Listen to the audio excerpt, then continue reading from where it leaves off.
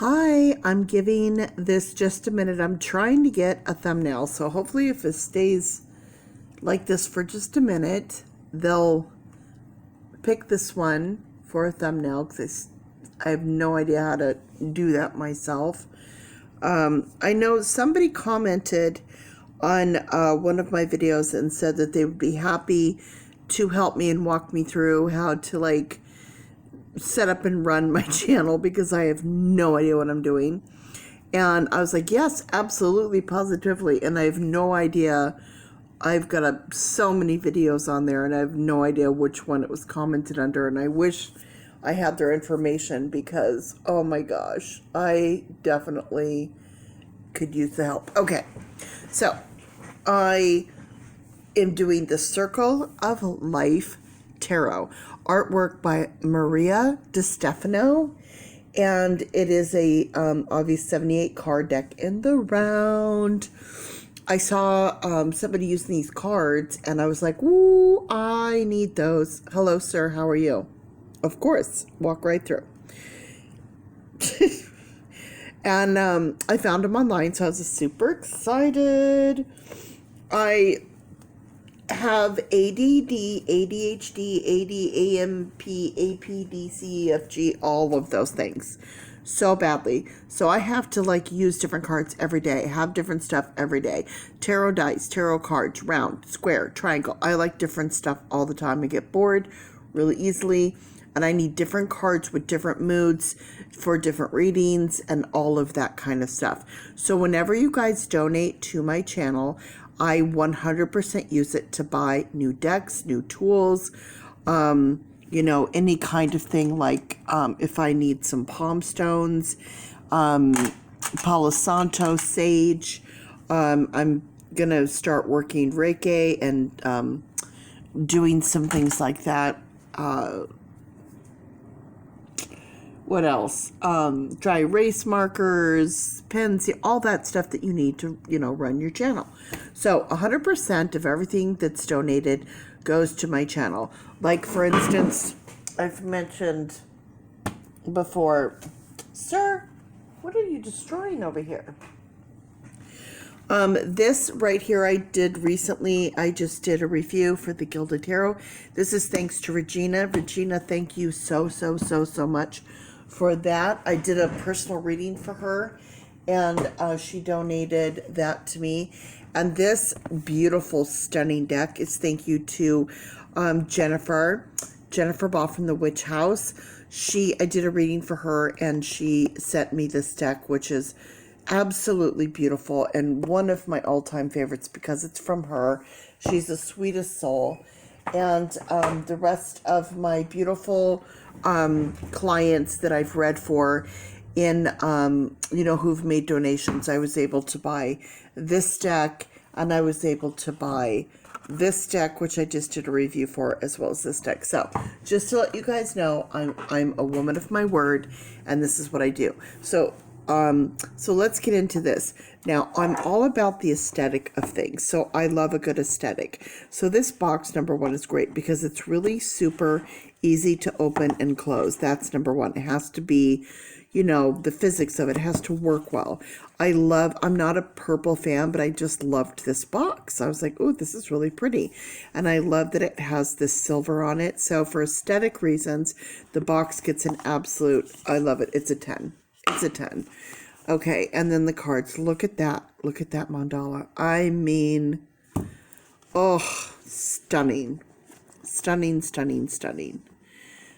So, to get the cards out of the box is a little tricky. And the card stock is, it's not bad. It's not bad. It's not great, but it's not bad. It's, 1 being the worst, and 5 being medium, and 10 being the best. This is about a 5. It's better. It's a little bit sturdier, and I love the saturation of color. So they could be a bit thicker, especially with the round of it, because it's a little trickier to use. I just like the cards to hold up the test of time. Now, the only issue that I have is this. Now, with the archetypes, it's a round deck. It comes in a square box. So you get a nice big square book. The only problem is with this, they didn't do this in another box. Because they didn't do that, you have to have this tiny little book.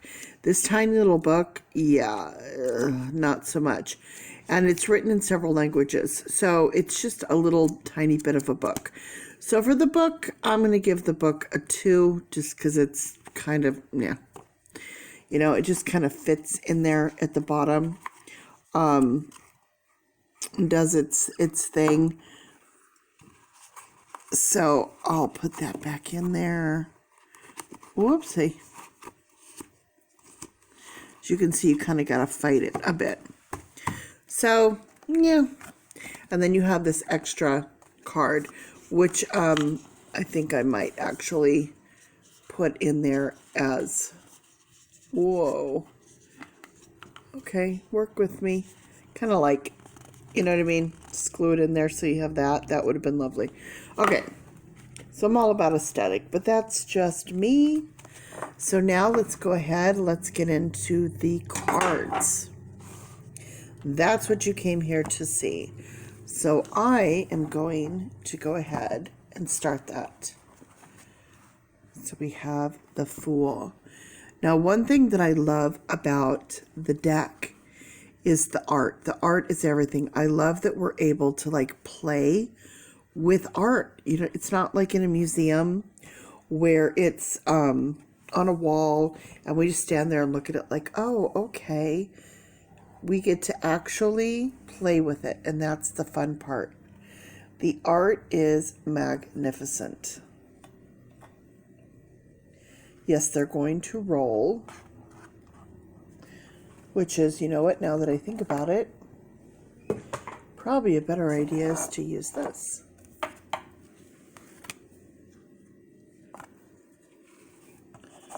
This way, you could see. There we go. That's going to work well.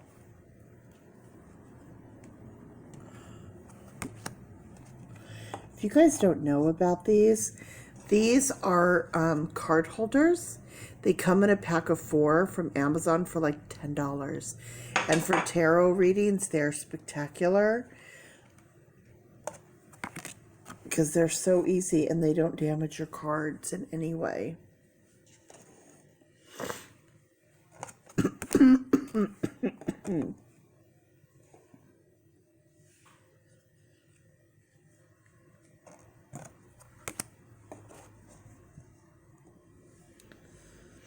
A lot of these have very subtle colors. They're, you know, on the softer side.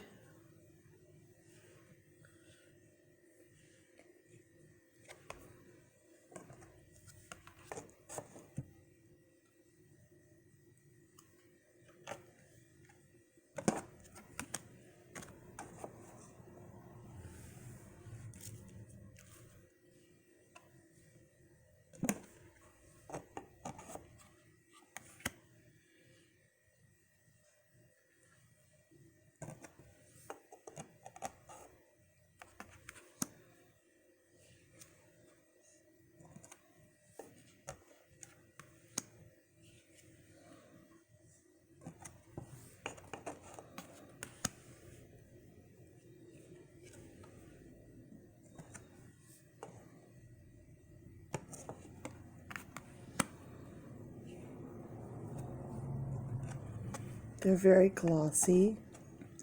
They don't stick together, but they're a little slippy slidey.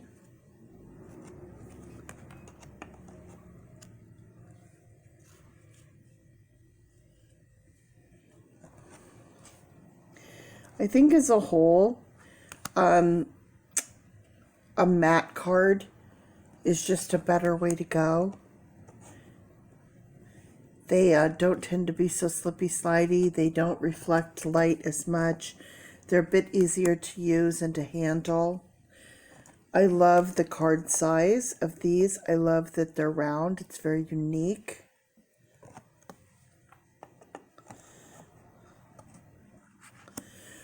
I'm just not a fan of the white border. I wish that the color saturation went all the way around.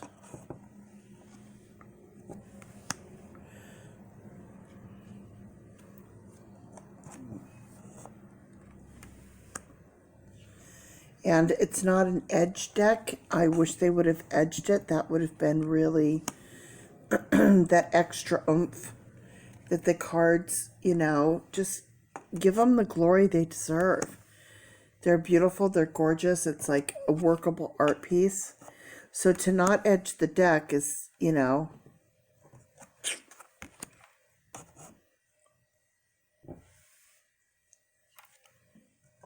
it's just one misstep. You know, for me, I say it all the time. Go that extra step. Let the colors go all the way to the edge. If you're going to have an edging, make it dark. Okay? Make it dark. Have it be gold or silver, or, you know, make it a dark color, because the white just kind of takes, it's distracting. I think most tarot readers have the same opinion. Comment below and let me know what you guys think about this, what your thoughts and opinions are on that.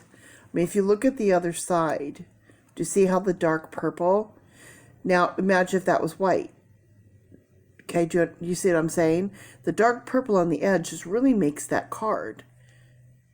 So, if they would have done the dark purple around the edge and edged it in a dark purple, I mean, these would have been the most magical cards. Or, you know, the box has silver on there. You can see the silver. So if you would have done silver around and then edged the deck in silver, just glorious.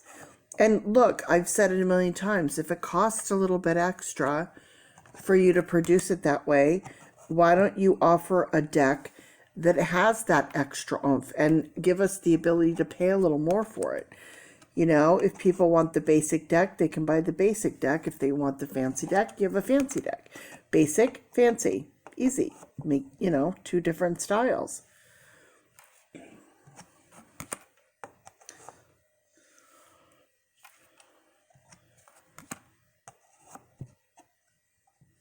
A lot of times with the Kickstarters, when you buy the Kickstarter deck, the way they get people to invest in the Kickstarter and wait sometimes up to years to get the cards is because they're going to get a great card stock. They're going to get a beautiful packaging. They're going to get an edge deck.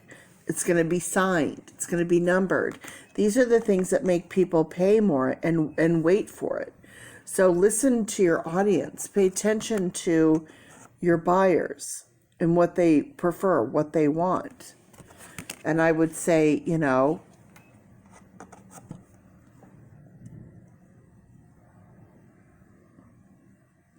because when you do a deck that's really beloved, everyone buys them and then they're no longer for sale.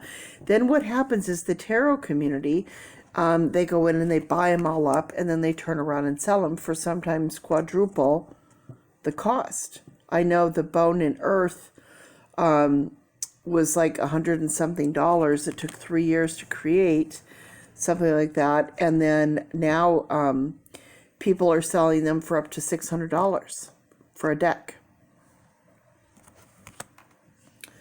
So all I'm saying is, you know, why don't you make them amazing for everyone?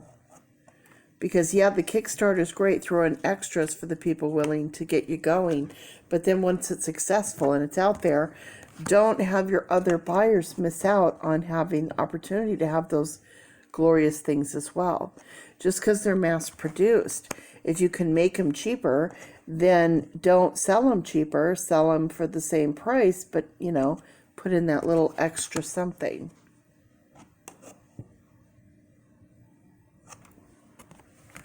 For instance, this deck, I believe, was $30. Would I have spent $40 to have a beautiful edged card and beautiful bordered cards and a beautiful edged deck and a square box to have a box within a box? Well, I did that with the archetypes, the Wild Unknown Archetypes. It is edged and it comes in a box with a book.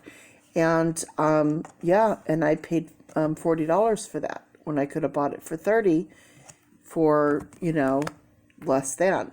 So yeah, I'm definitely willing to pay $10 more for a better box and a better book and, a good border and a good edge deck. And a better cardstock, obviously, because, when you're paying $40 and up, you should get a good cardstock. They should last. Because when you have cards like this that are really good and people buy them up, it's not like you can turn around in 6 months and rebuy it again. So make sure you're using a good cardstock.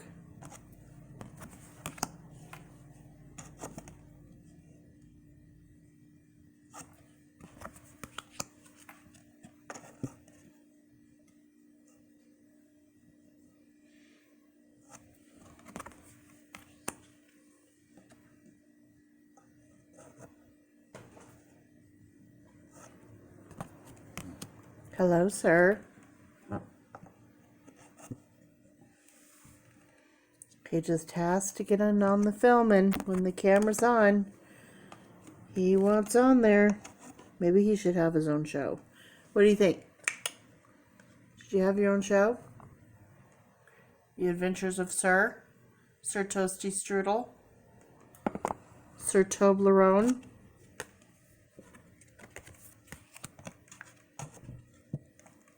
Do you guys do that? You name your animal, you give them this official name, and then they have the shorter version name and the even shorter version name and then the nickname, and then it's just a sound. You get to the point where it's just a sound.